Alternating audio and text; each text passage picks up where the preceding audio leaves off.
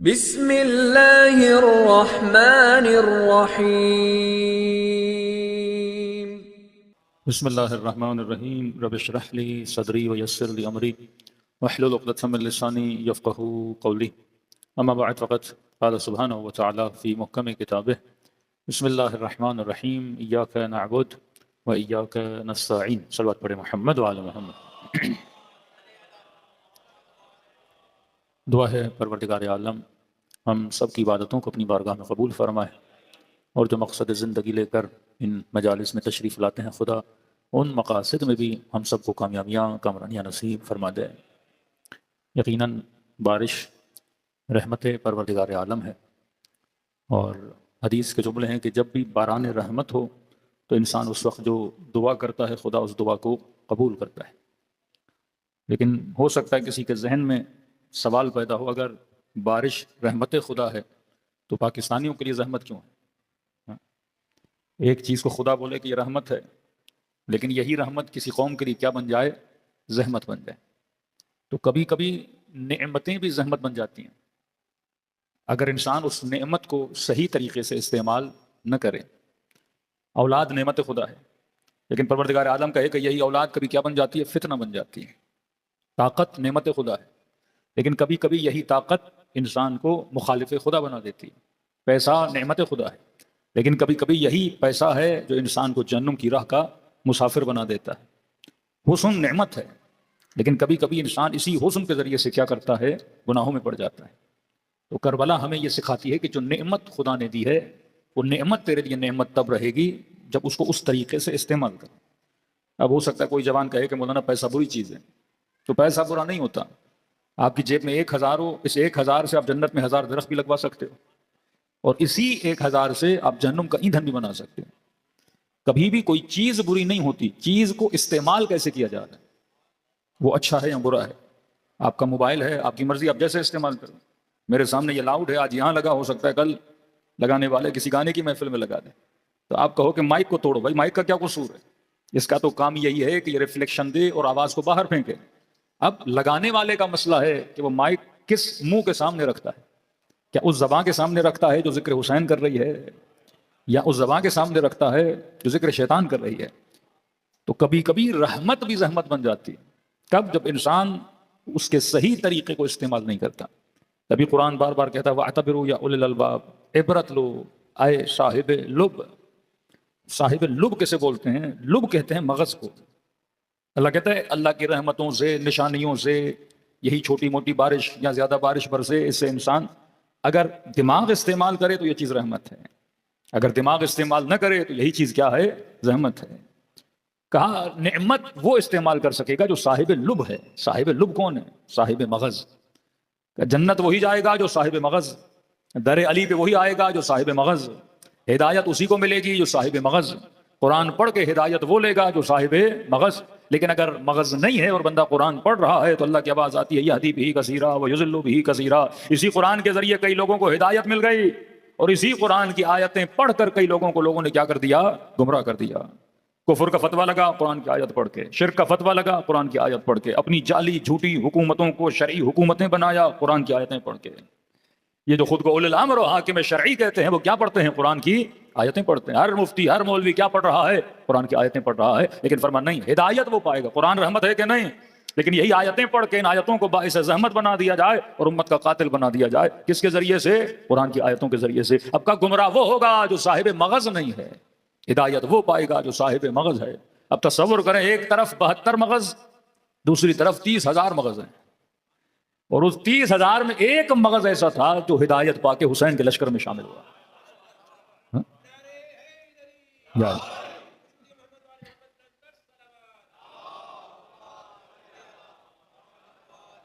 مقام تعجب ہے کہ 30,000 کھوپڑیاں کھڑی ہیں، ایک دماغ ایسا تھا جو راہ حسین کا مسافر بنا۔ اب اللہ کے دربار میں 30,000 مغز کی ویلیو ہے یا اس ایک کی؟ کیوں؟ کیونکہ صاحب شعور تھا۔ کروڑوں لوگ کھڑے ہوں، یہ بالکل ایسا ہے کروڑوں بھینسیں کھڑی ہیں، کروڑوں بیل کھڑے ہیں، کروڑوں بکریاں کھڑی ہیں، صاحب مغز نہیں ہے۔ ایک جسم ہے جو کھڑا ہے، کھا بھی رہا ہے، پی بھی رہا ہے، چر بھی رہا ہے، سو بھی رہا ہے، اٹھ بھی رہا ہے۔ اس کی ویلیو تب ہوگی جب یہ کیا بنے گا؟ صاحب مغز بنے گا۔ اولئک کالانعام بل ھم اضل۔ خدا کہتا ہے یہ حیوان ہیں بلکہ حیوان سے بدتر ہیں۔ کیونکہ دیکھ رہے ہیں وقت کا امام حلم ناصر کی صدا دے رہا ہے، خطبے پڑھ رہا ہے، ہدایت کر رہا ہے، لیکن ان کے مغزوں پہ کوئی اثر نہیں ہو رہا۔ اب جس پہ اثر ہو وہ انسان ہے، جس پہ اثر ہو وہ رائے حسین کا مسافر بنے وہ انسان ہے۔ مجلس حسین کیا کرتی ہے؟ انسان کے سوئے ہوئے مغز کو بیدار کر دیتی ہے، غفلتوں میں پڑے ہوئے بشر کو بیدار کر دیتی ہے۔ یہ دن بدن تشیع میں اضافہ کیوں ہو رہا ہے؟ کیونکہ سوئے ہوئے مغز جب جاگتے ہیں تو نوکر در علی بن کے آ جاتے ہیں۔ بستی بستی قریہ قریہ آپ دیکھ رہے ہیں مکتب میں اضافہ ہو رہا ہے، کس چیز کی وجہ سے؟ جب مغز ہوگا۔ اب قرآن نے بڑا پیارا جملہ کہا، وَاعْتَبِرُوا يَا أُولِي الْأَلْبَابِ، عبرت وہ لے گا جو صاحب مغز ہوگا۔ میں ہمیشہ چھوٹی مثال دیتا ہوں، مغز کی مثال دوں، اخروٹ کی شکل کیسی ہے؟ مغز جیسی ہے۔ آپ دکاندار کے پاس گئے، جناب دیکھو، ایک ہے فزیکل مغز، ایک ہے اسپریچول مغز۔ فزیکل مغز کھوپڑی کے اندر جو پڑا ہوا ہے، اب وہ شاید آپ سے زیادہ بھینس کے پاس ہو، بکروں کے پاس ہو، یہ مغز نہیں، یہاں فکر کے مغز کی بات کی جا رہی ہے۔ صاحب لب یعنی جو صاحب فکر ہو، صاحب مغز ہو۔ آپ دکاندار کے پاس گئے اور آپ نے کہا مجھے 2 کلو اخروٹ دو، اس نے آپ کو اخروٹ دیا، آپ گھر لے کر گئے، اب آپ نے کہا کھاؤں دماغ کو طاقت ملے، آپ نے ایک اخروٹ نکالا، توڑا، اندر سے خالی تھا، باہر شکل کیا ہے؟ مغز والی۔ توڑا تو اندر والا مغز ہے ہی نہیں، دوسرا توڑا آپ نے اخروٹ، اس کے اندر بھی مغز نہیں، تیسرا توڑا اخروٹ، اس کے اندر بھی مغز نہیں۔ آپ توڑتے گئے، سارے کے سارے کھوکھلے اور خالی نکلتے گئے، آپ نے سارے چھلکے پلاسٹک کے شاپر میں ڈالے، دکاندار کے پاس گئے، جناب یہ لو اپنے مغز، مجھے پیسے واپس کرو۔ کہے گا میں نے اخروٹ تو دیا آپ کو، تو آپ نے کہا میں اخروٹ صرف چھلکے والے لینے نہیں آیا تھا، مجھے اخروٹ وہ چاہیے جس کے اندر کیا ہو؟ مغز پایا جائے۔ کہ جب تو ایک دکان سے بغیر مغز کے اخروٹ لینے کے لیے تیار نہیں، اللہ کی جنت بے مغز مسلمان کو لینے کے لیے تیار کیسے ہوگی؟ جنت میں وہ جائے گا جو صاحب مغز ہو، جہنم بے مغزوں کی جگہ ہے، جہنم بے فکروں کی جگہ ہے۔ اور مجلس حسین کیا کرتی ہے؟ انسان کی فکر کو بیدار کرتی ہے۔ اب لاکھ کلمہ پڑے مسلمان، اگر مغز نہیں ہے، اگر فکر نہیں ہے، یہی کلمہ اس کو اسلام کا دشمن بنا دے گا، یہی قرآن اسے مسلمان کا دشمن بنا دے گا، کیونکہ یہ سمجھے گا نہیں، یہ غور نہیں کرے گا، یہ فکر نہیں کرے گا۔ اب سوچیے، یہ فکر، یہ دماغ، یہ بدن، یہ ایک پاور ہے، ایک طاقت ہے۔ اس پاور اور طاقت کو میں نے کرنا کیا ہے؟ جیسے ہم بولتے ہیں انرجی۔ اب انرجی لائٹ کی صورت میں، انرجی بارش کی صورت میں، انرجی آپ کے غصے کی صورت میں، انرجی آپ کی شہوت کی صورت میں، یہ ساری انرجیز ہیں جو انسان کی باڈی کے اندر ہیں۔ اب سوال ہے کہ میں نے انرجی کو یوز کیسے کرنا ہے؟ یہ پوائنٹ ہے۔ بجلی کتنی خطرناک ہے، لیکن آپ نے اس بجلی کو روٹ دینا ہے۔ جب آپ روٹ دیتے ہو تو پھر پنکھا بھی چلے گا، پھر بلب بھی چلے گا، پھر مائک بھی چلے گا۔ لیکن اگر آپ اسی بجلی کو روٹ نہ دو اور کھول کے رکھ دو اس چیز کو، تو یہ انسان کی کیا بن جائے گی؟ دشمن بن جائے گی، انسان کی قاتل بن جائے گی۔ اسی طرح بارش بھی ایک انرجی ہے، باران رحمت ہے، یہ انسان کو فائدہ دیتا ہے، زمینوں کو آباد کاری ہوتی ہے۔ میٹھا پانی ہے، کھارا پانی انسان نہیں پی سکتا، اللہ میٹھا پانی دیتا ہے۔ یہی بارش کو اگر آپ روٹ نہیں دو، پانی ہے نا، انرجی ہے، پاور ہے، آ رہا ہے، اور اس میں اتنی طاقت ہے، گھروں کو بہا کے لے جائے، بستیوں کو جاڑ کے لے جائے، آپ کی گاڑیاں، مطلب ہر چیز ہی لے جا سکتا ہے، اس کے اندر بڑا پاور ہے۔ اب یہ کام کب آئے گا؟ جب آپ اسے کیا دو؟ روٹ دو۔ جتنے بھی مہذب ملک ہیں وہ اپنے ملکوں میں بسے ہوئے پانی کو کیا دیتے ہیں؟ روٹ دیتے ہیں، یا اسے ڈیم میں ڈال دیتے ہیں، یا ایک ایسے روٹ دیتے ہیں وہ زمینیں جہاں پانی نہیں ہے وہاں پانی چلا جاتا ہے۔ لیکن اگر آپ اسی پانی کو روٹ نہیں دو گے، یا پانی آپ کا کیا بن جائے گا؟ دشمن بن جائے گا۔ سمپل ہے، زندگی میں بھی جب تک اپنے غصے کو روٹ نہیں دو گے، اپنی انرجی کو ایک راستہ نہیں دکھاؤ گے، یہی انرجی خمینی شاہ کے خلاف استعمال کرتے ہیں، حکومت بنا دیتے ہیں۔ یہی انرجی آپ کے انگریزوں کو دیکھتے ہیں، اپنی ساری انرجی نائٹ کلبز میں جا کے استعمال کر دیتے ہیں، ناچ کر، گانا گا کر۔ یہ ملک کے اندر جتنے جوان جوان ریپ سنگر پیدا ہو رہے ہیں، یہ کیا کر رہے ہیں؟ آپ کے نوجوانوں کی انرجی کو غلط راستے پہ کیا کر رہے ہیں؟ لگا رہے ہیں۔ وہ انرجی یا ناچنے پہ لگ رہی ہے، یا ڈانس پہ لگ رہی ہے، یا گانے گانے پہ لگ رہی ہے، یا نشہ کرنے پہ لگ رہی ہے، ان کی پوری انرجی کیا ہوتی جا رہی ہے؟ ویسٹ ہوتی جا رہی ہے۔ جس طرح آپ بارش کے پانی کو ویسٹ کر رہے ہو، سارا کے سارا پانی نالے کے پانی میں مل جائے، سمندر کے اندر، آپ مطلب خدا نے اتنا پروسیس کر کے آپ کو میٹھا دیا، آپ نے سارا میٹھا پھر کھارے میں ڈال دیا۔ کیا فائدہ؟ بندہ صبح سے شام تک نمازیں پڑھے، لیکن دل میں اہل بیت کی محبت کو نہ رکھ کے اپنی نمازوں کو کیا کر دے؟ نجس کر دے، کوئی فائدہ ہی نہیں ہے نا۔ آپ نے عبادتوں کو روٹ دینا ہے، آپ نے اپنی فکر کو راستہ دینا ہے۔ آج افکار کے چور معاشرے میں بہت ہیں، وہ 5 منٹ کے لیے آپ کی فکر کو سکون نہیں لینے دیتا۔ آپ نے موبائل کھولا، فیس بک پہ گئے، یہ چھوٹی چھوٹی سٹوریز کیا ہیں؟ یہ فکر کو ایک جگہ تھمنے نہیں دیتی۔ یہ مائنڈ اس سے کتنا ڈیمیج ہوتا ہے یہ آپ کو نہیں پتا۔ کہ آپ نے 10 سیکنڈ کا ایک کلپ دیکھا، اس میں مثلا نوحہ تھا، چلو اچھی چیز ہے، پھر آپ نے اوپر کیا، گانا آ گیا، پھر آپ نے اور اوپر کیا، کوئی اور چیز آ گئی، پھر آپ نے اور اوپر کیا، کوئی کامیڈی کی چیز آ گئی، پھر آپ نے اور اوپر کیا، کوئی غم کی چیز آ گئی، پھر آپ نے اور اوپر کیا، مطلب ڈفرنٹ ایموشنز، ڈفرنٹ امیجز، ایک گھنٹے میں آپ کی فکر تقریباً 60 70 80 جگہوں سے زیادہ کیا کرتی ہے؟ جمپنگ پوزیشن میں آ جاتی ہے. پہلے لوگ 1 گھنٹہ موبائل پہ بیٹھ کے کوئی مجلس سن لیتے تھے، کوئی لیکچر سن لیتے تھے. ابھی آپ کی فکر 6 منٹ بھی بہت بڑی بات ہے کسی چیز کو برداشت کریں.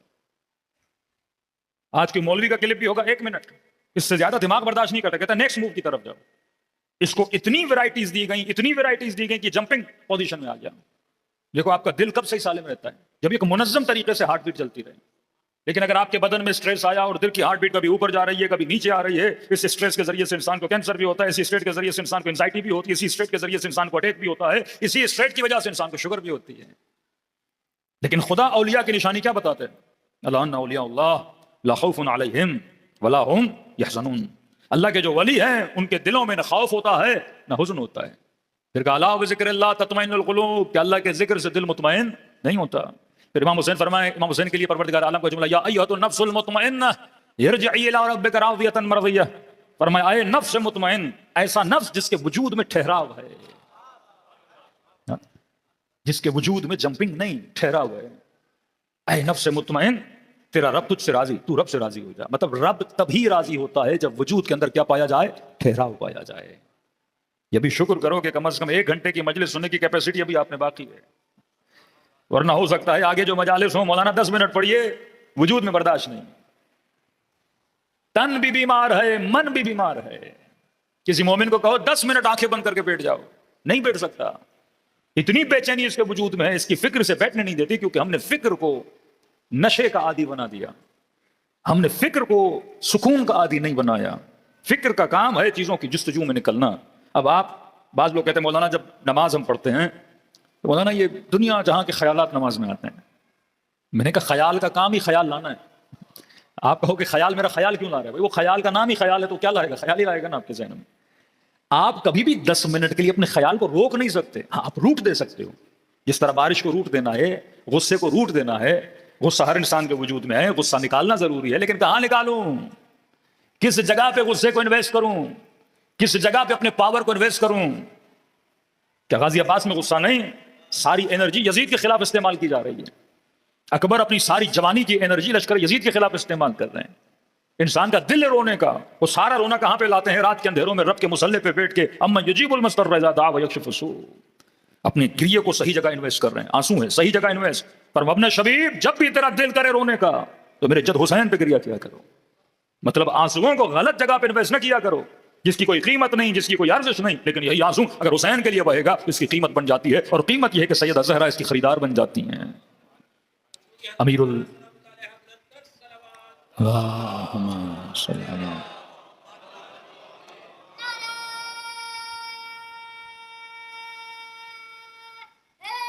یا اللہ صلی اللہ محمد من یشری نفسہ ابتغاء مرضات اللہ. امیر المومنین نے کس کی مرضی خریدی؟ اللہ کی مرضی خریدی نا. اپنی ساری انرجی شب ہجرت موت کے بستر پہ لگا دی. اپنی ساری انرجی جنگ احد میں رسول کے دفاع پہ لگا دی. اور دیکھیے علی اپنے غصے کو روٹ کیسے دے رہے ہیں.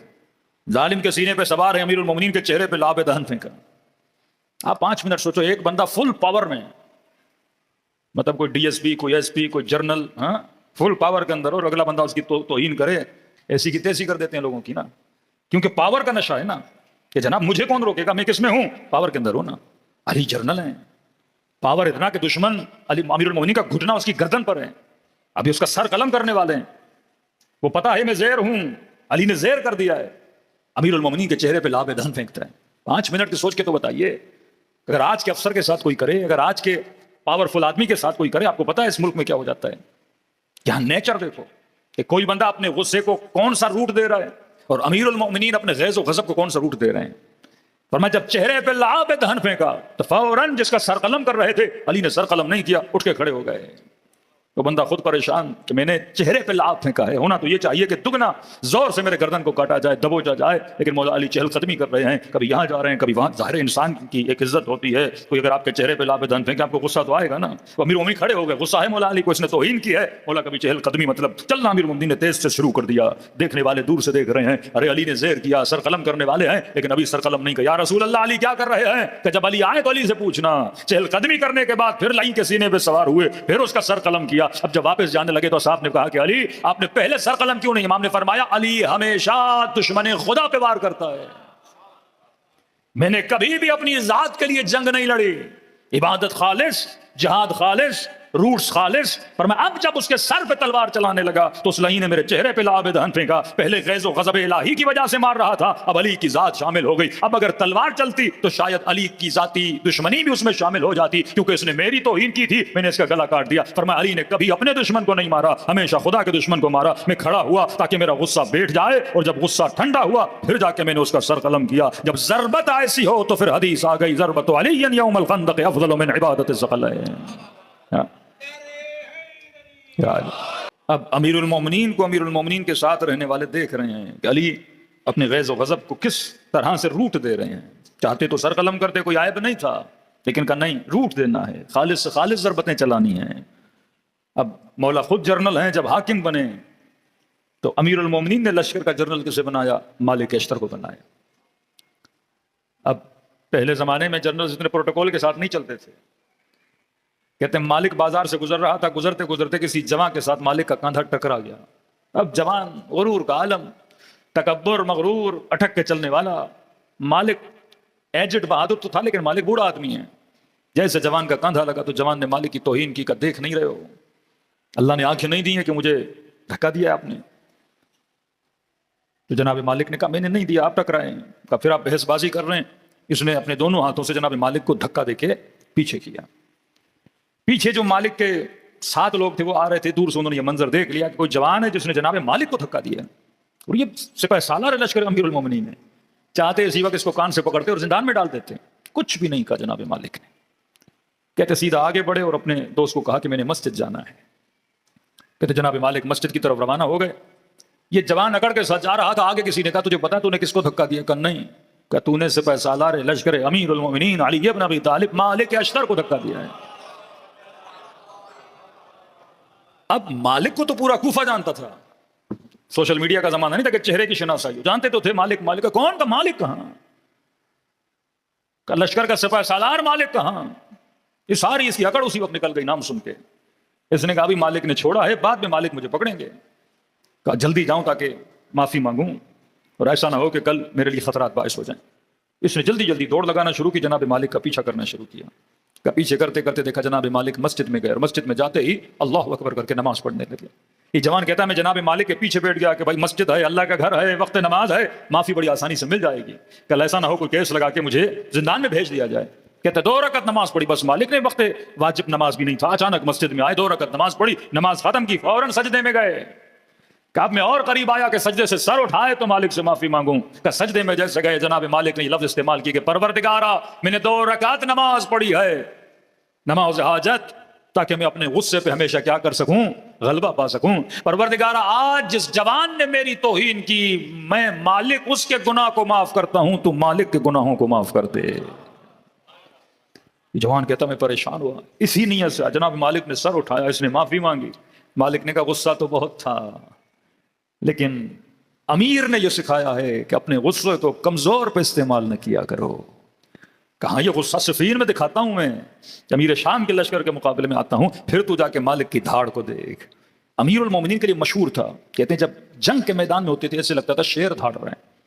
اور کمبر کہتے ہیں یہی علی اندھیری راتوں میں جب مصلی عبادت پہ ہوتے تھے ایسے لگتا تھا کوئی 8 سال کا بچہ رو رہا ہے، یقین نہیں آتا تھا یہ وہی علی ہیں۔ صبح میدان میں دھاڑ رہے تھے، رات کو چھوٹے بچے کی طرح رو رہے ہیں، کیونکہ علی کو پتا ہے دھاڑنا کس کے سامنے ہے اور رونا کس کے سامنے ہے، اپنی انرجیز کو کہاں استعمال کرنا ہے۔ وَلَا تَقُولُوا لَهُمَا اُفٍّ، اے جوان کبھی ماں باپ کے سامنے دھاڑنا نہیں، اف تک نہ کہنا، تاکہ تجھے پتا ہو اللہ نے آواز تو دی، انرجی دی، ہر کسی کے سامنے استعمال کرنے کی نہیں ہے. ہر چیز، ہر جذبہ جو آپ کے وجود میں ہے وہ نعمت الہی ہے. لیکن یہی جذبے زحمت بن جاتے ہیں، نقمت بن جاتے ہیں، عذاب بن جاتے ہیں جب انسان ان کو صحیح طریقے سے استعمال نہیں کرتا. یہی غصہ آپ دیکھ رہے ہیں، اسرائیل نے اپنا سارا غصہ کس پہ نکالا؟ فلسطین کے یتیموں پہ نکالا، غریبوں پہ نکالا. 70,000 کے قریب بچوں کو قتل کر دیا. غصہ ہے نا انسان کے اندر، غصے کی انرجی ہے، وہ سارا غصہ مظلوموں پہ نکال رہا ہے. یہیں پہ شہید حسن نصر اللہ نے اپنا غصہ کس پہ نکالا؟ دشمن خدا پہ نکالا. خدا نے مقام شہادت بھی عطا کیا، جنت سے بھی نوازا ہے. تو انسان کو پتہ ہونا چاہیے میرے اپنی شہوت کہاں استعمال کرنی ہے، غصہ کس روٹ پہ استعمال کرنا ہے، کلام زبان کہاں پہ استعمال کرنی ہے. آج جتنے لوگ آپ دنیا میں دیکھ رہے ہیں ان کو یہ نہیں پتا کہ ہم نے اپنی چیزوں کو استعمال کہاں پہ کرنا ہے. تو فرش ازا ہمیں یہ سکھاتا ہے اپنا وقت صحیح جگہ پہ لگانا، اپنی انرجی صحیح جگہ پہ لگانا. اگر تو روٹس میں چلے گا، شریعت کا مطلب باؤنڈریز ہیں. بار بار بارش کی مثال دے رہا ہوں کیونکہ بارش برس رہی ہے. بارش کا پانی اگر چلے گا تو آپ نے اسے کیا دینا ہے؟ روٹ دینا. روٹ کیسے ملے گا؟ جب آپ اس کو باؤنڈریز دو، ایک باؤنڈری ادھر، ایک باؤنڈری ادھر، تاکہ پانی باؤنڈری سے باہر نہ جا پائے. ایک نہر کی شکل اختیار کرے، پھر اسے راستہ دکھا دو کہ جناب یہاں سے نکلو اور فلاں جگہ تک چلے جانا. شریعت کا نام ہے باؤنڈریز. اللہ تو دیواریں لگاتا ہے کہ اس کے بیچ میں چل سکتے ہو، ادھر نہیں جانا ادھر نہیں جانا. اگر تم نے باؤنڈریز کو توڑا تو یہی تمہاری انرجی تمہیں بھی نقصان دے گی، کسی اور کو بھی نقصان دے گی. اسلام نے شراب کو حرام قرار دیا، وجہ کیونکہ شراب باؤنڈریز کو توڑتا ہے. کہ اس میں کچھ فائدے ہیں، نقصان زیادہ ہے. نقصان یہ ہے یہ باؤنڈریز ختم کر دیتا ہے. ابھی آپ ہوش میں ہو، حواس میں ہو، اگر آپ سے کوئی انسان کوئی بات اگلوانا چاہے آپ نہیں بولو گے، کیونکہ آپ کا مائنڈ آپ کے دماغ کو کیا کرتا ہے؟ ایک باؤنڈری دیتا ہے کہ کون سی چیز کسے بتانی ہے، کون سی چیز کسے بتانی نہیں ہے. تو آپ نے اسے کیا کیا؟ بریک لگا دی. لیکن یہی انسان نیند کی گولی کھا لے، نشے کے عالم میں ہو، دماغ میں ہوتا تو ہے کہ بتانا نہیں، پر خود کو روک نہیں پاتا. یہ باؤنڈریز کیا ہو جاتی ہیں؟ ختم ہو جاتی ہیں. معصوم فرماتے ہیں کوئی ایسا حرام نہیں، کوئی ایسا حلال نہیں. حیوانات میں اگر خدا نے کسی حیوان کو حلال قرار دیا، آپ میڈیکلی اسے حرام پروف نہیں کر سکتے. اللہ نے کہا شراب حرام ہے، دنیا کے سارے ڈاکٹرز کے آرٹیکلز پڑھ لو، سارے کہتے ہیں شراب انسان کی صحت کے لیے کیا ہے؟ نقصان دہ. آپ کسی بھی ڈاکٹر سے پوچھو کہ بکرے کا گوشت مفید ہے یا سور کا گوشت مفید ہے، وہ جو سور کھاتے بھی ہیں بولتے ہیں کہ سب سے زیادہ کسی گوشت میں اگر بیکٹیریاز پائے جاتے ہیں وہ کس کا گوشت ہے؟ سور کا گوشت. آپ 1 گھنٹہ بکرے کا گوشت باہر رکھو، 1 گھنٹہ سور کا گوشت باہر رکھو، ود ان 1 آور سور کے گوشت میں کیڑے پڑ جاتے ہیں. کیپیسٹی آف بیکٹیریا ایکسپٹ کرنے کی اس میں زیادہ ہے، اس میں کم ہے. کیونکہ خوراک بتاتی ہے ہر وہ جانور جو اللہ نے حلال قرار دیا ویجیٹیرین ہے، گوشت نہیں کھاتا. اور ہر وہ جانور جو چیر پھاڑ کرتا ہے، گوشت کھاتا ہے، اللہ نے حرام قرار دیا. ارے ماس تو ماس ہے، گوشت تو گوشت ہے. اب وہ گوشت گدھے کا ہو یا گوشت بکری کا ہو یا گوشت شیر کا ہو، دونوں ہی گوشت ہیں. چائنیز بھی تو کھا رہے ہیں سارا گوشت. کیا کتے کھانے کے بعد وہ مر گئے؟ یا پاکستان میں گدھے کھانے کے بعد وہ مر گئے؟ ہم سب سے زیادہ لمبی زندگیاں جیتے ہیں، مور دین 80 ایئرز پلس ان کی ایج ہے. اور یہاں حلال کھانے والے 60 سال میں چلے جاتے ہیں، 55 سال میں اٹیک آ جاتے ہیں، مر جاتے ہیں. Average life of Pakistanis 60 plus ہے. 62 63 میں سارے قبرستانوں میں جا کے دیکھ لیجئے، اس سے زیادہ کوئی بندہ یہاں جیتا نہیں. اب 5 منٹ سوچنا تو چاہیے نا. وَاعْتَبِرُوا يَا أُولِي الْأَلْبَابِ، تو حلال بھی کھا رہا ہے زندگی کم، اور وہ حرام کھا پہ لنگی زندگی جی رہا ہے. تو لا الہ الا اللہ بول کے نعمتوں میں پڑا ہوا ہے، اور وہ ایتھیس بننے کے بعد بھی نعمتوں میں پڑا ہوا ہے. کیوں؟ اللہ مدد اس طرح نہیں کرتا کہ یا اللہ مدد تو خدا مدد کرے، یا علی مدد تو امیر المومنین مدد کریں. مدد تب ہوتی ہے جب اللہ کے بنائے ہوئے اصولوں پہ چلو. مکے سے امام حسین کربلا جا رہے ہیں، فرما رہے ہیں میں کربلا جا رہا ہوں، شہید کر دیا جاؤں گا، لیکن یہ بات یاد رکھنا حسین کے جانے کے بعد تم میں سے کوئی خوش بھی نہیں رہے گا. یہ جو خروج ہے یہ ابو عبداللہ اپنے لیے نہیں کر رہے، تم لوگوں کے لیے کر رہے ہیں. اور تاریخ نے ثابت کیا امام حسین کے جانے کے بعد نہ کوفے والے خوش رہے، نہ مدینے والے خوش رہے، نہ مکے والے خوش رہے. واقع ہررا توابین، حجاج بن یوسف نے اتنے سر کاٹے مسجد کوفہ میں، کہ ایسے خون کی ندیاں بہ رہی تھیں جیسے مسجد کو دھویا جائے اور پانی وہاں سے بہے. جو کچھ کیا انہوں نے انسان اپنے لیے کیا. تو ایک ہوتے ہیں کلمات، ایک ہوتے ہیں کلمات کے اثرات. ہاتھ میں تسبیح اٹھاؤ صبح سے شام تک اللہ اللہ کو کہو، کوئی مدد ہونے والی نہیں ہے. مدد تب ہوتی ہے جب اصول الہی پہ عمل کیا جائے. کسی نے ابو عبداللہ سے پوچھا کہ مولا آپ کیا پلاننگ کر کے کربلا جا رہے ہیں؟ واقعاً امام ایک ہے حسین ابو عبداللہ علیہ السلام کی تعریف کرنا، ماننا، اللہم صلی علی محمد و آل محمد. دوسرا یہ ہے امام حسین کی فکر کو پڑھنا کہ وہ کون سی سوچ تھی جس نے امام حسین کو کربلا میں لا کے کھڑا کیا. ایک مرتبہ پڑھتا ہوں، ہور بڑے شریف آدمی تھا، لیکن سوال ہے وہ کون سی سوچ تھی کہ جس نے ہور کو شرافت پہ لایا؟ وہ کون سی سوچ تھی جس کی وجہ سے وہب بنا؟ وہ کون سی سوچ ہے؟ کوئی حسن نصر اللہ بن جاتا ہے، کوئی قاسم سلیمانی بن جاتا ہے، کوئی خمینی، کوئی خامنئی، کوئی سیستانی، کوئی اور عاملی بن جاتا ہے۔ یہ سوچیں ہیں جو انسان کو ایک نقطے سے اٹھا کے دوسرے نقطے تک لے کر جاتی ہیں۔ بارش برس رہی ہے، آپ لوگ فرش اضاء پہ آئیں، کوئی سوچ آپ کو یہاں لائی ہوگی نا۔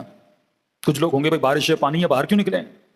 تو آپ کی سوچ ہے جو آپ کو فرش اضاء پہ کھینچ کے لاتی ہے، وہ موٹیو ہے آپ کا۔ اگر موٹیو نہ ہو تو آپ کے وجود میں موٹیویشن نہ ہو، آپ کے وجود میں حرکت نہ ہو، آپ چل رہے ہو سوچ کی وجہ سے، جی رہے ہو سوچ کی وجہ سے، بول رہے ہو سوچ کی وجہ سے۔ بابا عبداللہ الحسین کی سوچ کیا تھی؟ ہمارے مدد مانگنے کا طریقہ اور ہے، اہل بیت کے مدد مانگنے کا طریقہ اور ہے۔ قرآن کہتا ہے وَاسْتَعِینُوا بِالصَّبْرِ وَالصَّلَاةِ، مدد مانگو کس سے؟ صبر سے۔ مدد مانگو کس سے؟ نماز سے۔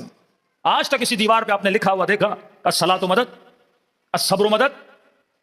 یا مومن ایک دوسرے سے ملے تو کہے صبر مدد، وہ کہے نماز مدد؟ خدا کہہ رہا ہے کہ نماز سے کیا مانگو؟ مدد مانگو۔ خدا کہہ رہا ہے صبر سے کیا مانگو؟ مدد مانگو۔ مدد کیسے مانگو؟ بول کے، لفظ صبر کو رکھ کے بولوں صبر مدد، لفظ نماز کو رکھ کے بولوں کہ نماز مدد؟ کہ نہیں، یہ پریکٹیکل ہے۔ صبر مدد تب کرے گا جب صبر کرو گے، نماز مدد تب کرے گی جب نماز پڑھو گے۔ اسی طرح ہے یا علی مدد، علی نام ہے، علی مدد کب کریں گے؟ یہ بالکل ایسا ہے کہ نماز پڑھوں نہیں لیکن کہوں یا نماز مدد یا نماز مدد، صبر کروں نہیں لیکن کہوں یا صبر مدد یا صبر مدد، علی صفت بنو نہیں لیکن کہوں یا علی مدد یا علی مدد۔ لاکھ کہتے رہو کوئی مدد ہونے والی نہیں جب تک علی صفت نہیں بنو گے۔ اسی کراچی میں لوگ سالوں سالوں تک 2.5 مہینے مجالس کرواتے تھے اور کسی وہابی کی کمپنی کے شیرمال لے کے مومنوں کو کھلاتے تھے۔ وہ کمپنی والا سب سے بڑا فنڈر تھا سپاہ صحابہ کا۔ شیعہ اسے شیرمال لیتے تھے، وہ شیعوں سے کماتا تھا، وہی پیسے سپاہ صحابہ کو دیتا تھا اور وہ آ کے ہمیں گولیاں مارتے تھے۔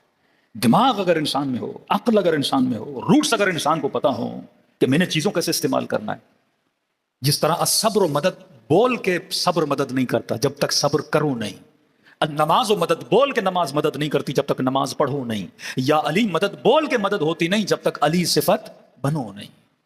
اب جب آپ علی صفت بنے، پوری امت کہہ رہی تھی یا اللہ مدد، لیکن امت کو ذلت کے تماچے کھانے پڑے۔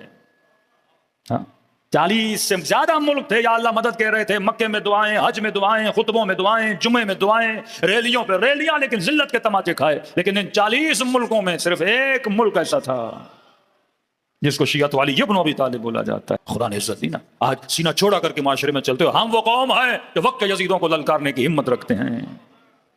اب بتاؤ علی نے مدد کیسے کی آپ کی؟ وہ یا اللہ مدد کہہ رہے تھے، آپ اہل بیت سے مدد مانگ رہے تھے، اللہ سے مدد مانگ رہے تھے، اللہ نے آپ کی مدد کی۔ آپ کی مدد کیوں کی؟ کیونکہ آپ نے صرف کہا نہیں، آپ امیر المؤمنین کی بتائی ہوئی صفت پہ چلے کہ کونوا للظالم خصما وللمظلوم عونا، کہ ظالم کے لیے اپنے دل میں کیا رکھنا؟ نفرت رکھنا، مظلوم کے لیے کیا رکھنا؟ حمایت رکھنا۔ اگر اس اصول علی پہ چلو گے تو پھر یا علی مدد بھی کریں گے۔ اصول ہے۔ اب ایک بندہ کہے میں علی کا ماننے والا ہوں لیکن میدان جنگ میں جاؤں گا، بزدلوں کی طرح لڑوں گا اور پھر کہوں گا یا علی مدد، نہیں، ذلت نہیں ملے گی تمہیں۔ مدد کب ملے گی؟ جب علی کی طرح تلوار ٹوٹ بھی جائے رسول کا ساتھ نہ چھوڑو۔ یہ مدد علی ہے۔ خدا امیر المومنین کو عزت دے رہے ہیں، کیوں؟ کیونکہ علی اصول پہ چل رہے ہیں نا۔ اصول کا پابند ہمیشہ عزت پاتا ہے۔ اہل بیت مدد تبھی کرتے ہیں، دنیا میں رسوا نہیں ہونے چاہتے، اہل بیت کی صفات پہ عمل کر۔ پھر دیکھو خدا مدد کیسے کرتا ہے۔ امام حسین کربلا جا رہے ہیں، ابا عبداللہ کوئی پلان، کون سا نقشہ لے کے جا رہے ہیں؟ آپ کو پتا ہے 30,000 کا لشکر ہے، مارے جائیں گے۔ کیا سوچ کے امام حسین بچوں کو لے کر گئے؟ کیا سوچ کے بہنوں کو لے کر گئے؟ کیا سوچ کے بھتیجے بھانجوں کو لے کر گئے؟ ارے جنگ پہ کیا کوئی فیملی کو لے کر جاتا ہے؟ کچھ تو سوچا نا امام حسین نے، کچھ تو سوچ کے گئے امام حسین نے۔ کیونکہ امیر المؤمنین نے جنگیں کی، خطبے دیے، لیکن بنو امیہ کے چہرے سے اس طرح نقاب نہیں اترا جس طرح اترنا چاہیے تھا۔ امام حسن نے صلح سے بڑی کوشش کی۔ صلح امام حسن وہ تائید ہے۔ آپ شرائط پڑھیں امام حسن کی، تب آپ کو پتا چلے گا کہ امامت نے کتنی درایت سے کام کیا، کیونکہ جنگ تو ہاتھوں سے نکل چکی تھی۔ جنگ لڑتے تو سیدھی بات تھی، دغا ہو گئی تھی لوگوں کے اندر، جس طرح جنگ صفین میں مسلمانوں کی بے وقوفیوں سے جیتی ہوئی جنگ ہاتھ سے کیا ہو گئی؟ نکل گئی۔ امام حسن کے لشکر بہت بڑا تھا لیکن خرید لیا گیا۔ ایمان نہیں تھا امام حسن پہ اتنا مضبوط، پیسہ دے دے کے ان کے ضمیروں کو خریدا۔ اب ایک ہی راستہ تھا، صلح۔ صلح میں امام حسن نے اس سے وہ منوایا کہ جسے آج کا مفتی جھٹلاتا ہے۔ امام نے فرمایا پہلی شرط یہ ہے کہ آج کے بعد ممبروں سے میرے بابا علی پہ سب و شتم نہیں ہوگا۔ ایک چھوٹی سی مثال دوں، کسی مومن کا بچہ اٹھا لیا گیا اور مسنگ ہو گیا. تو یہ بیچارے کہتے ہیں مولانا ذرا ڈائلاگ ہو، بات چیت ہو، ہمارے بچے ہمیں مل جائیں، یا کم از کم ہمیں اتنا بتایا جائے کہ وہ زندہ نہیں ہے، کوئی بندہ جیل میں ہے، بیمار ہے، مر گیا، کم از کم انفارم کیا جائے تاکہ یہ بوڑھی ماں بچے کے انتظار میں نہ رہے، ایک مجلس ترحیم کرا دے کہ بچہ مر گیا. سامنے والے بھی بولتے ہیں ہاں بھائی آپ کا بیٹا مر گیا ہے، لیکن ہم لکھ کے نہیں دیں گے مر گیا ہے. کیوں؟ کیونکہ اگر کوئی بولے گا کہ مر گیا، اٹ مینز وہ تسلیم کر رہا ہے کہ میری کسٹڈی میں تھا اور کیا ہو گیا، مر گیا. یہ ڈینجرس ہے، اس کے آگے کیس ہو سکتا ہے، پکڑ ہو سکتی ہے، آپ کورٹ میں جا سکتے ہو، لاکھوں مسائل ہو سکتے ہیں. امام حسن نے کہا کہ آج کے بعد میرے بابا پہ ممبروں پہ سب و شتم نہیں کرو گے. اس نے نیچے لکھا کہ نہیں کروں گا، لکھ کر اس نے تسلیم کیا کہ میں علی پہ سب و شتم کرتا تھا. تسلیم کروایا امام حسن نے اس. یہ آج کے مفتی جھٹلاتے نہیں، شیعہ جھوٹ بولتے ہیں. بھائی وہ صلح جا کے پڑھ، تمہارے بڑوں نے لکھا ہے اپنے کاغذوں پہ ہم کرواتے تھے، اور کہا کہ آج کے بعد نہیں کروں گا. پھر کہا جتنے شیعہ علی، جتنے بنو ہاشم تم نے زندانوں میں ڈالے ہیں، مرد اور عورت. وہ حالات تھے کہ ممبر پہ بتانے کے قابل نہیں ہے. لباس تک ان لوگوں کے وجود میں نہیں ہوتا تھا، مردوں اور عورتوں کو ساتھ رکھا جاتا تھا، مطلب توہین کی جاتی تھی. وہیں پہ ان کی گندگی، وہیں پہ ان کی نجاستیں، کیڑے ان کے بدن کو لگ جاتے تھے، مر جاتے تھے یہ لوگ. اس قدر ان کو تکلیفیں دی امیر المومنین کے چاہنے والوں کو کہ کبھی ایک مجلس پڑھی جائے جو مظالم شیعہ علی بن ابی طالب پہ ہوئے. فرمان سب کو آزاد کرو گے، کہا سب کو آزاد کروں گا. کہا تم نے جو یتیمان، غریبان، بیوگان بنو ہاشم کا نان و نفقہ بیت المال کا فرض تھا کہ قوم کے غریبوں کو پیسہ دے، جو بند کیا ہے ان سب کو دو گے. اس نے کہا میں دوں گا، اپنے بعد کسی کو جانشین نہیں بناؤ گے. اس نے نیچے لکھا کہ میں اپنے بعد کسی کو جانشین نہیں بناؤں گا. اب امت کو سوچنا چاہیے جو وعدہ کر کے پھر جائے، جس کے قول و فعل میں تضاد آ جائے، پھر اس کا فیصلہ خدا بھی کر چکا ہے، اس کا فیصلہ قرآن بھی کرتا ہے. یہ اصول ہیں. اللہ. اب آتے ہیں ابا عبداللہ، میرے مولا، میرے آقا، آپ کی پلاننگ کیا تھی؟ آپ کربلا گئے. امام حسین کا ایک ہی جملہ ہے، فرمایا میری یہی پلاننگ ہے، ان اللہ مع الصابرین. اللہ کا وعدہ ہے، خدا کس کا ساتھ دیتا ہے؟ صبر کرنے والوں کا ساتھ دیتا ہے. اور آج صبر حسین نے بتایا کہ یزید جبر کر چکا، حسین نے صبر کیا، اور صبر کا نتیجہ یہ ہے 1400 سال کے بعد لوگ آج حسین کا نام لے رہے ہیں، کوئی یزید کو یاد کرنے والا بھی نہیں ہے. ان کے بڑے سے بڑوں کی قبر پہ 10 ملین لوگ چلے جائیں، لیکن آپ دیکھیے 20 ملین سے زیادہ لوگ کہاں جا رہے ہیں؟ کربلا جا رہے ہیں. کہ یزید کا ایک پلان تھا حسین کو کسی جنگل میں شہید کر دیا جائے، کل کسی کو پتا بھی نہ ہو آئے تھے ہوا کیا تھا، لیکن کہا کہ نہیں، میں اسی جنگل کو جنت نہ بناؤں تو میں خدا نہیں. ہاں، اہل و عیال کو ساتھ لے. مولا کو پتا تھا سارے مردوں کو مار دیا جائے گا. خبر دینے والا تو کوئی ہو، بتانے والا تو کوئی ہو. مردوں میں اگر جنگ ہوگی تو یہ صفین کی جنگ ہو جاتی، مردوں میں اگر جنگ ہوتی تو یہ جمل کی جنگ ہو جاتی. بولتے دو مسلمانوں کے گروہ تھے، آپس میں لڑے، اشتہاد تھا، یہ بھی رضی اللہ وہ بھی رضی اللہ، معاملہ ملا جلا کے ختم کر دیتے. جیسے مسلمان نے جمل کو ختم کر دیا، صفین کو ختم کر دیا. اب ممبر پہ بول نہیں سکتے کہ ادھر بھی مرے تو جنت میں، ادھر بھی مرے تو جنت میں. کیا گارنٹی تھی کہ کربلا کی جنگ کو ایسا نہ کیا جاتا؟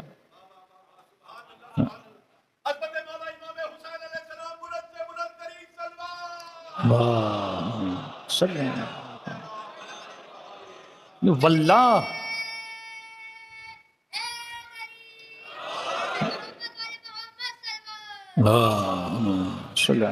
محمد. دیکھو ان کی نگاہ میں یزید کون ہے؟ صحابی کا بیٹا. امام حسین کون ہے؟ صحابی کے بیٹے، نواسہ رسول خود صحابی بھی ہیں. اب صحابی کو قتل کرے تو کیا بولتے ہیں؟ دونوں جنتی ہیں. آپ کہیں گے مولانا صفین میں خواتین والا مسئلہ نہیں تھا، جمل میں نہیں تھا. ارے مالک ابن نویرہ نبی کا بزرگ ترین صحابی، خالد قتل کرتا ہے، قتل کرنے کے بعد اس کی بیوی کے ساتھ زیادتی ہوتی ہے. یعنی ایسا ظلم یہ رسول خدا کے جانے کے بعد. آج سارے مفتی بولتے ہیں خطا اجتہادی ہے. دونوں جنتی ہیں بھائی. کربلا میں آپ کیا سمجھتے ہیں؟ یہ سوچ نہیں آ سکتی تھی. تبھی فرمایا پورے کربلا میں جس شہید کو سب سے بڑی حجت مانا گیا ہے، حقانیت ابا عبداللہ حسین پر، اس شہید کا نام علی بن الاسقر ہے. اکبر حجت کبریٰ نہیں، عباس حجت کبریٰ نہیں، قاسم حجت کبریٰ نہیں. کیونکہ بڑے تھے، لڑے، انہوں نے 10 مارے، انہوں نے 1 مارا. جنگ تھی بھائی. وہاں خلیفۃ المسلمین جس یزید کو امیر المومنین کہا جائے، اور یہ نواسہ رسول امت کی نگاہوں میں. تو آج بات مفتی کہتے ہیں یہ شیعہ جھوٹ بولتے، یزید نماز پڑھتا تھا، یزید روزہ رکھتا. ان کی نگاہیں ابھی تک نماز اور روزوں پہ اٹکی ہوئی ہیں. تو خوارج بھی تو پڑھتے تھے. مالک نماز نہیں پڑھتا تھا، مالک ابن نویرہ روزہ نہیں رکھتا تھا. معاملہ نہ نماز کا ہے نہ روزے کا ہے، معاملہ حق و باطل کا ہے. اگر علی اکبر شہید ہوتے کہتے تھے اکبر نے اتنے مارے، انہوں نے بھی مار دیا. دونوں مسلمان ہیں بھائی، دونوں کلمہ پڑھنے والے ہیں. جس طرح صفین میں وہ صحابی کے پیچھے لگے، یہاں دونوں صحابیوں کے بیٹوں کے پیچھے لگے، معزز ہیں امت کے لیے. لیکن کہا علی اصغر حجت کبریٰ کا کیوں؟ کہا جب گلو مبارک پہ تیر لگا تو یزیدی سپاہی چیخ اٹھے، کہا لعنت ہو تجھ پہ ابن سعد. اصغر کی شہادت کے بعد کھلبلی مچ گئی تھی لشکر میں. کہ ابن سعد لعنت ہو تجھ پہ، تو نے ہمیں دھوکہ دے کے جھوٹ بول کے کربلا بلایا.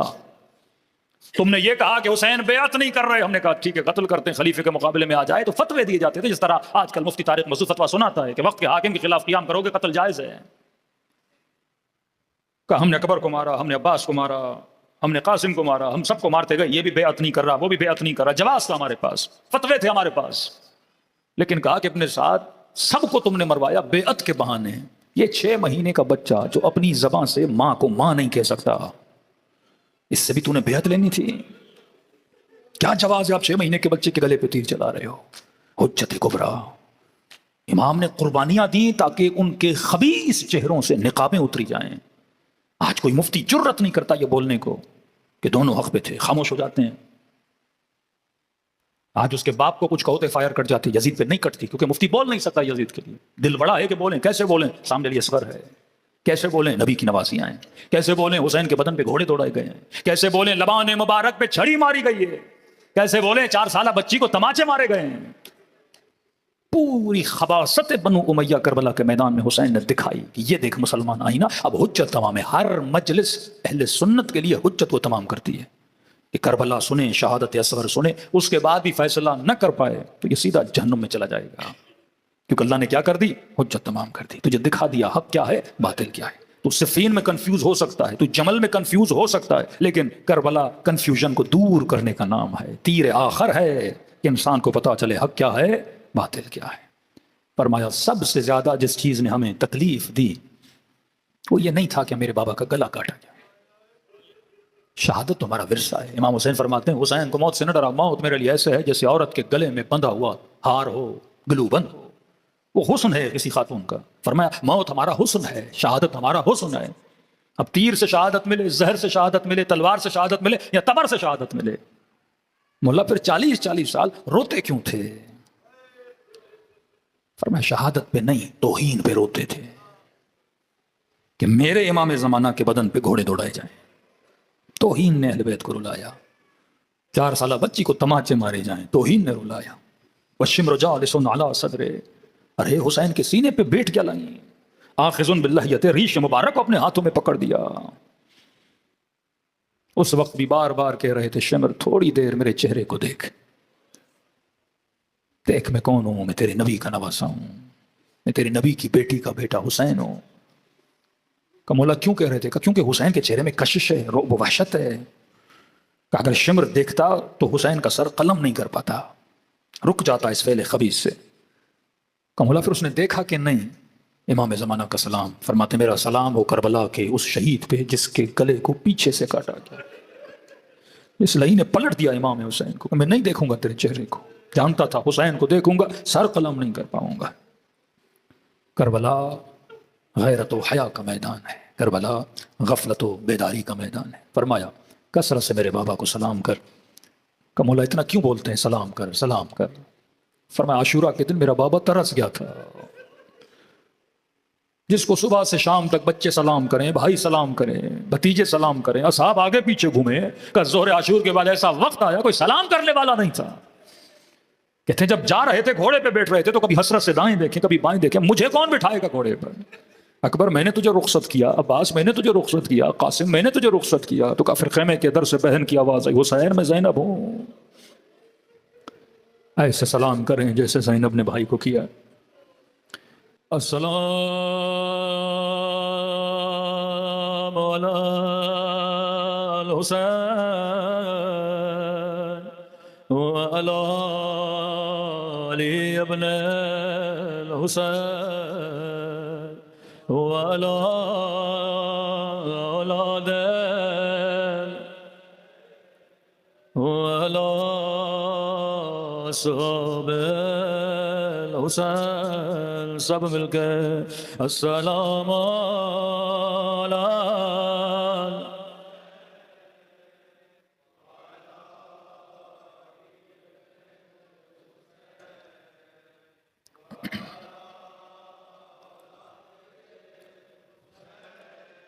وعلى صحب الحسین سب مل کے السلام وعلى علی ابن الحسین وعلى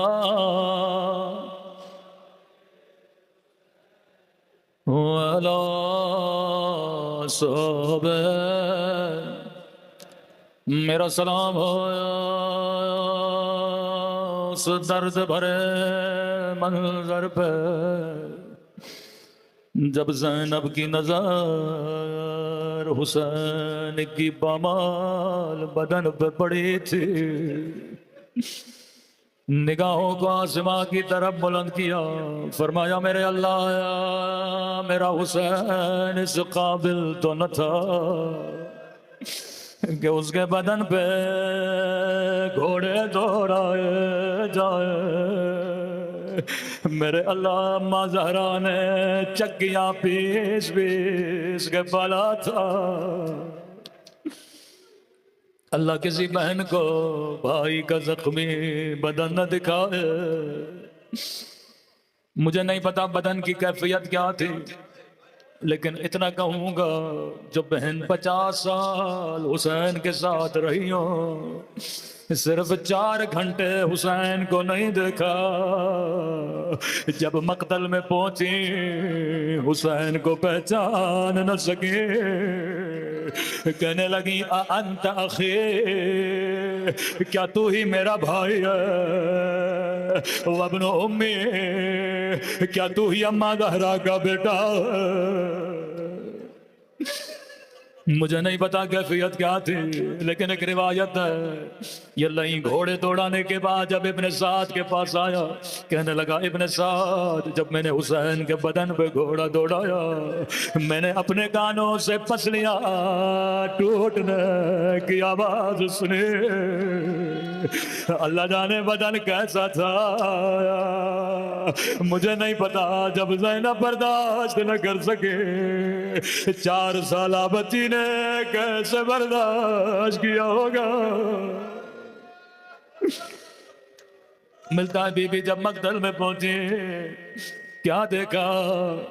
سکینہ نے اپنا سر بابا کی کٹی گردن پہ رکھا ہوا ہے، بچی سو رہی ہے، کہتی ہے میں نے بچی کو اٹھانا چاہا، کٹی ہوئی گردن سے آواز آئی ٹھہر جا زینب، ٹھہر جا زینب، میری تھکی ہوئی بچی، میری پیاسی بچی تماچے کھا کھا کر تھک گئی ہے۔ بی بی فرماتی ہیں بڑی دیر کے بعد جب بچی کو ہوش آیا، پہلا سوال کیا سکینہ تو نے بابا کو کیسے پہچانا؟ میں بھی پہچان نہ سکے، بدن 2 چیزوں سے پہچانا جاتا ہے، یا بدن پہ لباس ہو، یا بدن پہ سر ہو، یا انگلیوں میں کوئی انگوٹھی ہو۔ ظالم لباس لے گئے، سر کاٹ گئے، جس انگلی میں انگوٹھی تھی اسے بھی کاٹ کے لے گئے۔ کہنے لگی پھوپھی اماں میں نے بڑا ڈھونڈا لیکن مجھے کہیں بابا نظر نہیں آیا، جب ڈھونڈ ڈھونڈ کے تھک گئے میں نے کہا بابا تیری یتیمہ بچے، تیری تماچے کھانے والے بچے۔ ایک مرتبہ کٹی ہوئی گردن سے آواز آئی الہیہ الہیہ، آجا میری پیاسی بچے، آجا میری یتیمہ بچے۔ وہ ظلم ہوا جس کی مثال تاریخ میں نہیں ملتی۔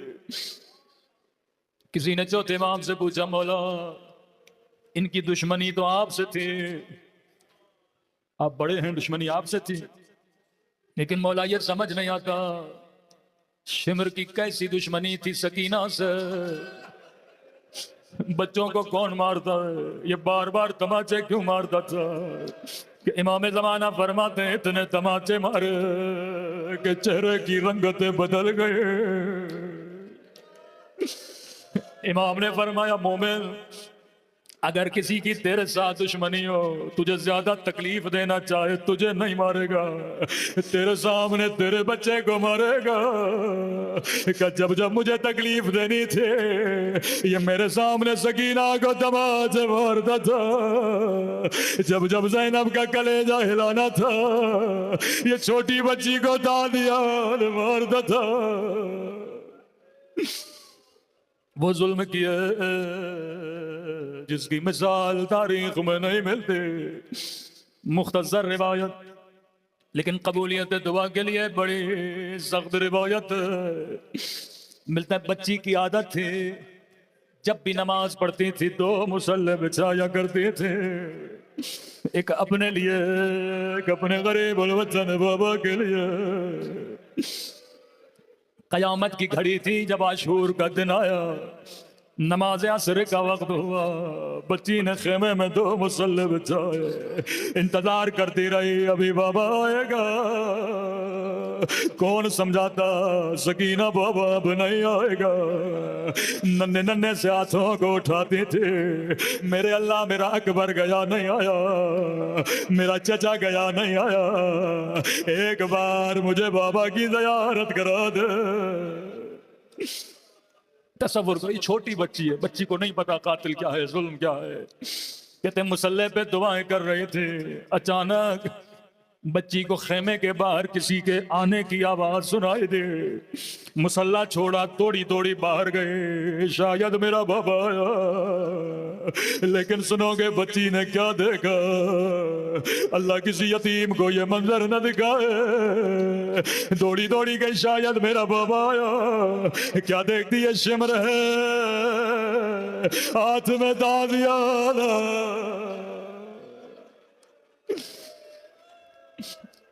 اس لئی نے جیسے دیکھا خیمے سے ایک چھوٹی بچی دوڑی دوڑی باہر آئی ہے، پہلا سوال کرتا ہے بچی کس کا انتظار کر رہی ہو؟ کہتی ہے بڑی دیر گزر گئی میرا بابا نہیں آیا۔ کہتا ہے کیا بابا کو دیکھنا چاہتی ہو؟ کہتی ہے بڑی یاد آئی ہے، بڑی دیر سے بابا نہیں دیکھا۔ اب وہ ظلم کیا جس کی مثال نہیں ملتے۔ امام زمانہ مجھے معاف کریے گا، جیسے کہ مجھے بابا کی یاد آئی ہے۔ آیت اللہ مظاہری فرماتے ہیں لئی کے ہاتھوں میں حسین کا کٹا ہوا سر تھا، سر کو بچی کی طرف پھینک دیا۔ بچی بابا بابا او میرے غریب الوطن بابا، او بابا تیرے گردن کی رگیں کس نے کاٹے؟ ماتم